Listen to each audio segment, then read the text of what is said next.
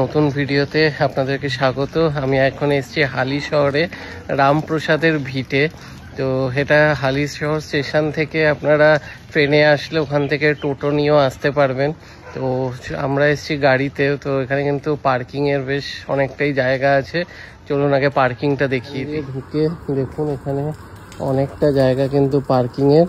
আর তারপরেই এই রাস্তা পার্কিং থেকে বেরোলেই সামনেই এই মন্দিরের গেট। তো মন্দিরের ভেতরে ক্যামেরা অ্যালাউ নেই, তো আমি আপনাদেরকে বাইরে থেকেই যতটা পারবো ঘুরে দেখাবো। এবং ঠিক মন্দিরের অপোজিটেই এখানে সব ফুল মালা মিষ্টির মানে ডালি নেওয়ার সব দোকানপাট রয়েছে। চলুন সামনে গিয়ে আপনাদেরকে দেখাচ্ছি। সব ডালি সব কিছু পেয়ে যাবেন, ফল ধূপকাঠি মালা সব কিছু অ্যাভেলেবেল রয়েছে এখানে।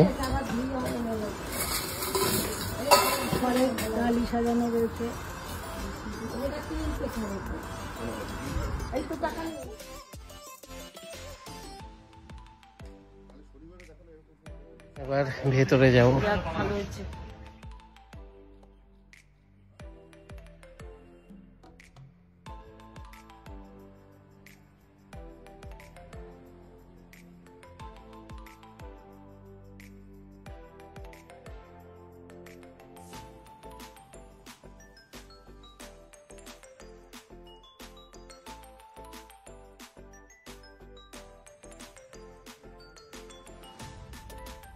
জলের মধ্যে কত বড় বড় কতগুলো কচ্ছপ, কিছু রয়েছে জলের ভেতরে আবার কিছু রয়েছে ওপরে।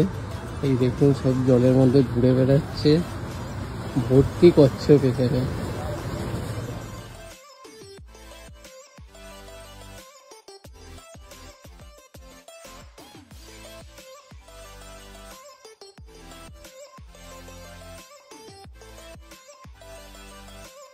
এর মধ্যে কিন্তু প্রচুর কচ্ছপ এবং মাছ ঘুরে বেড়াচ্ছে।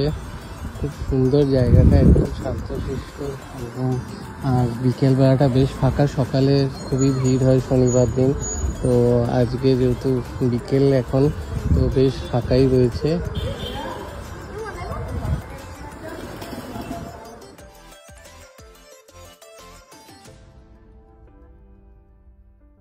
ডান দিকে যে ঘরগুলো দেখছেন এখানে দুপুরবেলা ভোগ দেওয়া হয়, আর মানে ভোগ খাওয়ানো হয় বসিয়ে। আর এই বাঁদিকে যে ঘরটা আছে এটা রামপ্রসাদের একটা মূর্তি আছে, উনি এখানে বসে ধ্যান করতেন। তো এখানে দরজা আপাতত তো বন্ধ রয়েছে।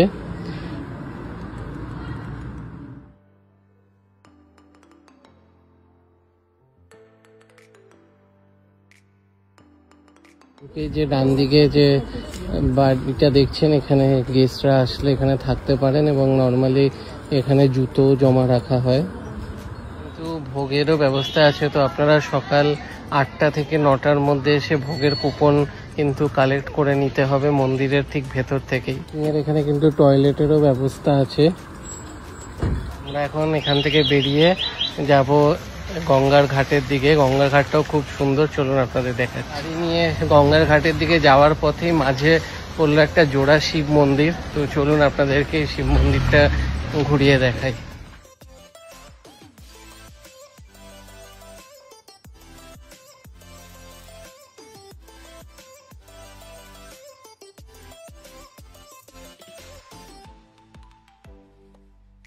শুনেছি শিব মন্দিরটা নাকি 300 বছর পুরনো। তো চলুন এবার দেখাবো আপনাদেরকে গঙ্গার ঘাটটা।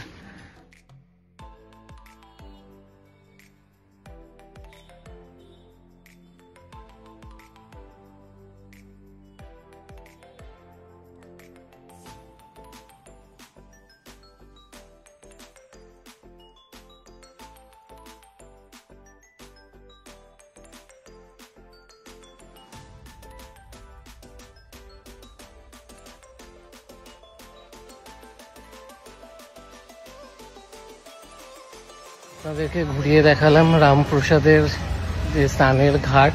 তো ভিডিওটা এখানেই শেষ করবো। ভিডিওটা ভালো লাগলে ভিডিওটা লাইক করবেন, শেয়ার করবেন এবং পেজটা ফলো করে দেবেন। আবার দেখা হবে নতুন ভিডিওতে।